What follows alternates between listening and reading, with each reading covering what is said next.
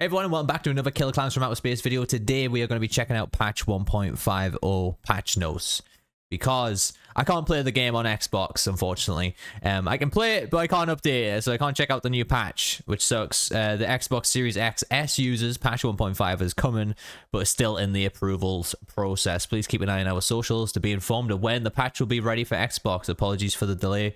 Everyone is working hard to push it live. This is just on Microsoft's end. Unfortunately, it's nothing to really do with the developers. You know what Microsoft are like, trying to approve updates and stuff. It's a real pain in the ass, unfortunately. But it is live on PlayStation and Steam, of course. So let's get into the patch notes and some really cool stuff coming to the game here. Elvira, I never know how to pronounce her name, and Tom Savini have been added to the game store. You can get this. Sporter said they're $10 each. He's on PlayStation. He said they're $10 each, so it's quite expensive. They are legendary skins, though, and this is actually really awesome to see, because we're going to obviously get some crossovers into this game now, so that opens up the realm of possibility to bring in a lot of horror icons. Maybe even Ash Williams at some point. That would be fucking amazing. You know, Steve from Stranger Things, characters like that. It would be really cool, you know, even bringing in characters like Laurie Strode and into this. I guess you could do that from Halloween. But yeah, there's Elvira, how we pronounce her name. There's Tom Savini as well, which is really cool. There's a new emote, the Unforgettable Moves. I believe this one is from Friday the 13th, so it's very similar to one from Friday the 13th. Obviously, the 3 new Hand of Fate mini games that we discussed in the previous video. You get the Out of Shape one, the Lucky Duck, which is like a memory game with pairs, and the Spray and Play one, where you've got to pump a water gun to fire a boat to victory in a racing game.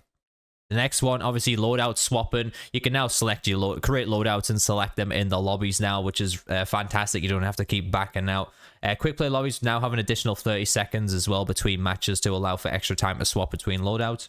There's a new in-game store, so everything has been taken off on Xbox at least. All you can buy on Xbox now is the premium currency, which is the Klown tickets. That's all you can buy. You can't go and buy the skins anymore or DLC packs or anything like that. So everything is going to be in an in-game store. I'm not sure why that changes there, but yeah, you cannot buy any of the skins. But if you have purchased the skins previously, you'll still be able to use them in the game without having to buy them again or anything like that. Okay, so onto the changes and improvements. Humans, when joining a match in progress, players will now replace bots if available and take over the bots' loadout, inventory, and stats. Players will spawn in with their own selected loadouts when the next match begins. Players cannot replace a different dead or escaped player or bot. If the player is joining a match that they had previously disconnected from, they can take over the bot that had replaced them as well. If the player had died or escaped, the player will remain dead or escaped upon rejoining the same match. Added a notification that lets humans know. I mean, these are good changes, because I was getting sick of kind of killing, like, you know, fucking 10 humans in a game. It was getting kind of wild, like people just dropping in and out, and yeah, it was all over the place. Add notification that lets humans know that the Terenzi truck won't be able to smash through the wall if the early clown apocalypse is triggered. Humans will now get up with additional health after recovering from downed. And in the stream, they said it was half the HP bar. So yeah, that's pretty cool. Added impact effects for human weapons when hitting environmental objects as well.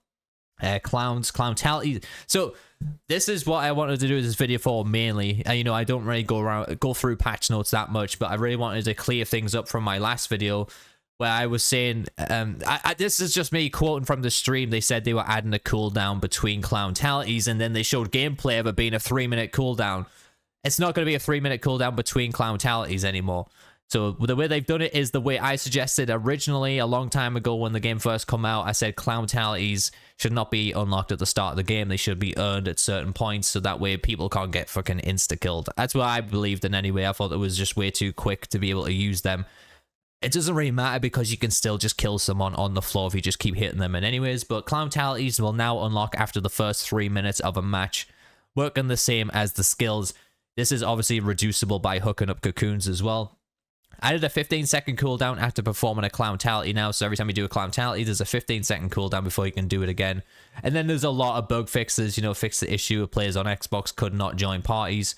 You know, I'm not going to go through all the bug fixes. I will leave a link to the patch notes for all the bug fixes if you guys want to go in more detail about that.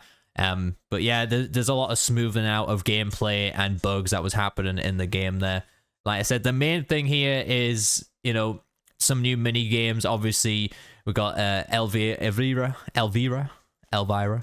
Elvira sounds correct, doesn't it? Tom Savini here.